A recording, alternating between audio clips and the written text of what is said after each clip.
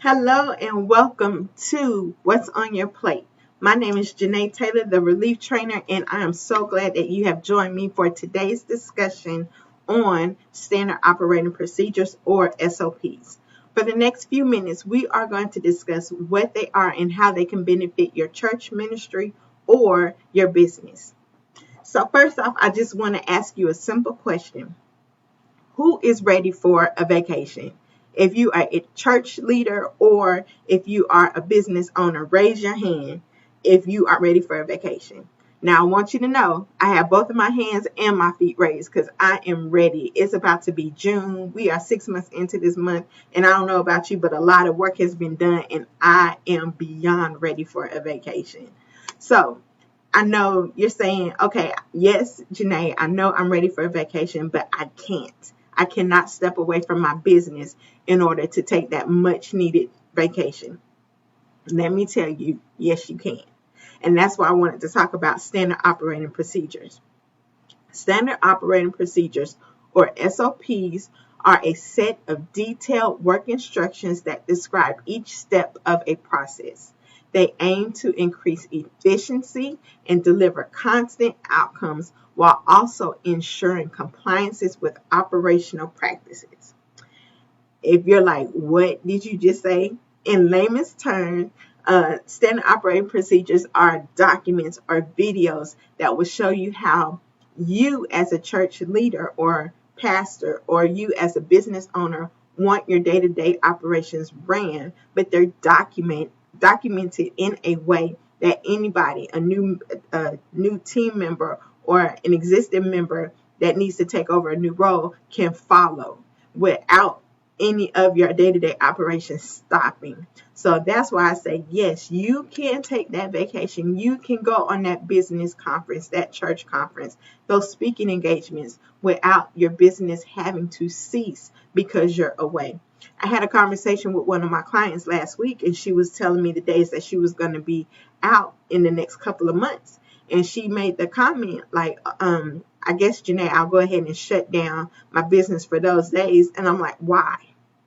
If you have a VA like myself, or if you have another VA in place and you have those standard operating procedures in place as well for them to follow, your business does not have to stop. Your ministry does not have to stop if you are not there.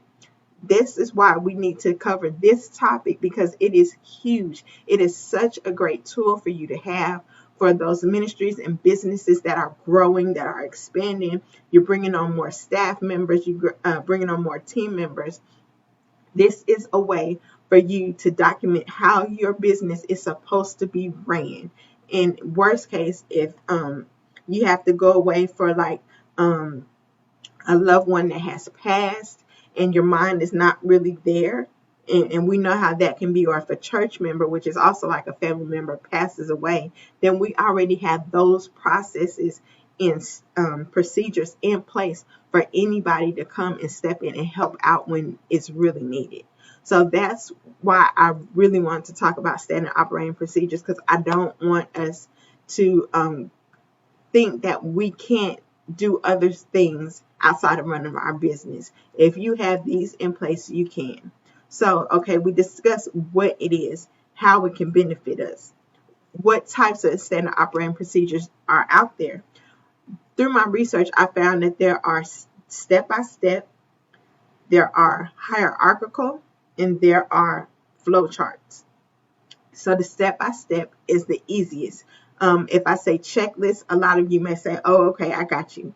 And that's basically step 1, step 2, step 3. This is what you got to do. Okay. Hierarchical, it takes like that step 1, step 2, step 3 and expands it to step 1. Then it has step 1A through E, step 2, step A through C. That's hierarchical. You have your top level and then all of your sub levels. And the third one, flow charts, that is kind of a flow chart, a picture of how the processes work out to get to that end goal. So let's go over an example, because I know some people like, okay, make that make sense to me. So for like the step-by-step, the 1, 2, 3 type of SOP, would be, let's go with a new member or a new employee on your team. So new member, church, new employee, business side. The SOP for that would be complete membership. For the church would be complete membership package, complete membership transfer request if needed. And then step 3 would be schedule new member orientation. 3 easy steps. That is everything that must be done on a day-to-day when a new member has joined your church. For the business side, let's say you have a new staff member, complete HR paperwork, okay? Schedule training, meet with supervisor. Step 1, step 2, step 3. That's for the business side. Those are your step-by-step or your checklist types of standard operating procedures. Very, very, very easy because this is stuff that we do every day. Some of the stuff we do in our sleep because we do it so much, but this is what it is when you document it in a standard operating procedure. Okay, so again, you have those 3 different types. So how do we put this together, you ask? So the first thing I would do would be to list out all of your day-to-day operations. I know for me, I hate when it's that time of the year where you have to do your what do you call it? Review, your annual review with your job, and they ask you, what did you accomplish this year? 9 times out of 10, I'm going to say, I don't remember. I just came to work. I just worked, right? So at first, when you start listing out everything, you are not going to remember every little thing that you do, especially if you are a sole business owner or if you are a small church ministry where many people wear a lot of hats. So you're not going to remember everything, and that's okay. Just start somewhere, okay? So you just go ahead and start writing out all those day-to-day operations that keep your ministry, that keep your business going. Then you want to target the audience. And what I mean by that is that every SOP is not good for every person on your team, on your staff. So make sure that the SOP is targeted to the correct person. My earlier example of bringing on a new church member or bringing on a new team member for your business, that's more for the audience of secretaries or HR. Somebody that works in the field would not need that SOP. So that's why when you do your SOP, you want to make sure that you have your target audience in mind. The next thing you want to do for your SOPs is define the objective. Now, to keep it clean, my recommendation is to do one end goal per SOP. And what I mean by that is don't clutter your SOP with a whole bunch of different outcomes. Make it one outcome per SOP. If you end up with 20 or different SOPs that is in one general area, that is perfectly fine. You can put them together. That's another form of a hierarchical SOP. Put that together and you have your whole manual of whatever that topic is regarding. So we've created our list, we've targeted our audience, we've figured out what the outcome should be. The next thing we actually have to do it. We have to put this SOP together. You can either, and my disclaimer is I like free tools. I'm all about free tools, especially with all the prices going up everywhere. I'm all about the free tools. So if you want to document it, put it into a document, electronic document, use whatever word processing software you have on your computer or your Apple product.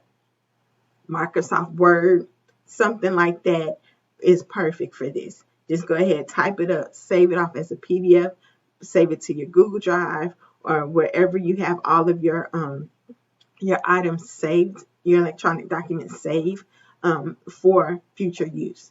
If you are more of the technical type and like myself don't like a whole lot of writing, then you record yourself. Make a video of you walking out the steps of that standard operating procedure. Record yourself talking through the steps of the operational procedure, and then save that either the same place, the Google Drive, or if you have videos and you have a YouTube channel for your ministry or your business, save it to your YouTube channel. It's free. It is free because I am all about organization. If you do whichever location you put it in, make sure you create your folders, your subfolders to drop them in so that when you go back to get them, you know exactly where to look at. For YouTube people, they have playlists. Create your playlist for a general area and make sure you assign all the videos that you upload to that general area. And then when somebody comes on, you can say, okay, it's time for you to get your training. Shoot them the link of that YouTube playlist, and that's all you have to do. Everything, all the other work has already been done, right? So that's one good way to do that. So we've talked about what a standard operating procedure is, how it benefits us to have them in place, the different types, and how to go about creating them. So if you have any questions, comments, concerns about how important or these standard operating procedures are, or how do I get started? Janae, can you help me with the SOPs? Send me a DM, leave a comment below. If you want a free template, I need you to leave the word vacation. Put vacation in the comments because that's what I'm all about right now. Comment the word vacation, and I will send you a free template of a SOP to get you started. If you are looking for a VA to help you keep your business running while you're out these next couple months, because it's summertime, kids are getting out of school, and it's time for families to take their vacation, or if you just need a solo vacation, need to get away from everything, let me know. Administry of Excellence is here to provide that relief to you so that you can go away knowing that your business, your baby, is in good hands and that it is running smoothly as if you were there while you're away on vacation. Again, this is Janae Taylor, your personal relief trainer, and I'm so glad that you joined me to talk about standard operating procedures. Again, if you have any questions, comments, concerns about this topic or another topic, shoot me a DM. Let me know. I love to do research on this type of stuff. I want to be able to provide you all relief in any way that I can. So let me know about the topics you want me to cover, and I'll do my best to get those out. I do What's on Your Plate every 2 weeks on Mondays afternoons at 12 noon on Facebook Live. You can also find me on Instagram, and I'm really grateful that I'm able to share this type of information with you. With all of that being said, I hope you have an amazing day. Thank you again for joining me, and we will see you next month for the next What's on Your Plate. Have a great day.